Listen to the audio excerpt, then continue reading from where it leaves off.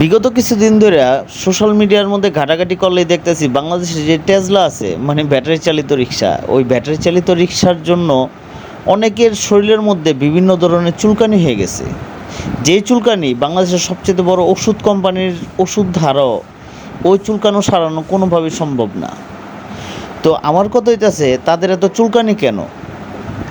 যদি আমরা বলি যে টেসলা আসার কারণটা কি, আচ্ছা টেসলা আসার কারণ হচ্ছে যখন এই টেসলা না ছিল মানে ব্যাটারি চালিত রিক্সা যখন না ছিল তখন বিভিন্ন স্টপে মানে স্টানে বাস এসে থামতো। তাও একটা বাস যদি মিস করা হইতো তাহলে আধা ঘন্টা পরে আরেকটা বাস আসতো বা 20 মিনিট পরে আরেকটা বাস আসতো। তো সেখানে কিন্তু মানুষের সময়ের অনেক অপচয় হইতো। আর পায়ে চালিত যে রিক্সা আছে সেটা আমরা সবাই জানি যে কতটুকু কষ্টকর, সেটা কিন্তু সবাই চালাইতে পারে না। তো অনেক সময় দেখেছে আমরা কিন্তু এখন দেখি অনেক বৃদ্ধ মানুষও এই টেসলা চালায়। অনেক বৃদ্ধ মানুষ আছে, আমার মনে হয় আমি অনেক দেখছি যারা পায়ে চালিত রিক্সা কোনোভাবে চালাইতে পারবো না কিন্তু এই টেসলা চালায়। তো একটা মানুষের তো কর্মসংস্থানের ব্যবস্থা হয়েছে। এখন বিষয়টা হইতেছে বাংলাদেশের মধ্যে এই টেসলা বা ব্যাটারি চালিত রিক্সা অনেক বাইরে গেছে, অনেক বাইরে গেছে। এর জন্য মানুষ মানে বিভিন্ন ধরনের অ্যাক্সিডেন্ট হইতেছে বা কিছু কিছু ড্রাইভারদের জন্য এই ব্যাটারি চালিত রিক্সার বদনাম হইতেছে। কিন্তু আমরা কি একটাবারও এটা দেখছি যে এই ব্যাটারি চালিত রিক্সার দ্বারা কত লক্ষ লক্ষ মানুষের রিজিকের ব্যবস্থা হইতেছে, আয়ের উৎস হইতেছে? আমরা কি এই জিনিসটা খেয়াল করছি? অনেক অনেক ড্রাগ এডিক্টেড লোক আছে বা অনেক চুরি করতো, চোর ডাকাত এরকম অনেক লোক আছে যারা কোথাও গেলে কাজ করতে পারে না বা কাজ পায় না। তারা এখন এই নিজের টাকায় অটো কিনে অটো চালাইতেছে।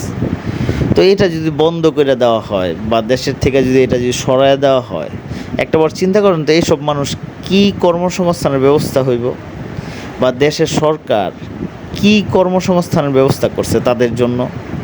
এই যে আপনারা যে রাস্তার মধ্যে নাইমা ব্যাটারি চালিত রিক্সা বন্ধ করেন, একটাবার ভাবেন তো যে এই যে এতগুলো মানুষ, আমার মনে হয় বাংলাদেশের মধ্যে না হলেও অন্তত 10 লাখ মানুষ তো এই অটো রিক্সার সাথে জড়িত আছে। তাহলে এই মানুষগুলা কই যাইব? এই মানুষগুলার কর্মসংস্থানের ব্যবস্থাটা সরকার কি করছে যদি এগুলা বন্ধই করে দেয়? আসলে মানে আমরা বাঙালি তো, আমরা শুধু শুধু ছাগলের 3 নাম্বার বাচ্চার মতো লাফাই, যখন নিজের স্বার্থের মধ্যে আঘাত পড়ে তখনই লাফাই। আর যেই সব মানুষরা এই টেসলা বন্ধ করার জন্য বা ব্যাটারি চালিত রিক্সা বন্ধ করার জন্য এই যে বিভিন্ন ফেসবুকে পোস্ট দিতেছে, তারপর হচ্ছে করতেছে, রাস্তার মধ্যে মানববন্ধন করতেছে, তা সে বা তার পরিবারের কেউ যখন কোথাও যাইতে নেয়, কোনো স্থানে যাইতে নেয়, তখন কিন্তু পায়ে চালিত রিক্সার মধ্যে ওঠে না, বলে দেরি হইব। তখন কিন্তু এই অটোরিকশার উপর নির্ভর করেই সে কিন্তু তার গন্তব্যস্থলে যায়। তো শুধু শুধু এগুলা কইরা লাভ কি? মানুষের রিজিকের ব্যবস্থা হইতে সরকারে বলেন আপনারা সবাই যে তাদের জন্য নতুন রাস্তা করে দিক, তাদের জন্য নতুন রাস্তা করে দিক, কিন্তু এগুলো বন্ধ করার মধ্যে তো কোনো কিছুর মানে শেষ হয় না।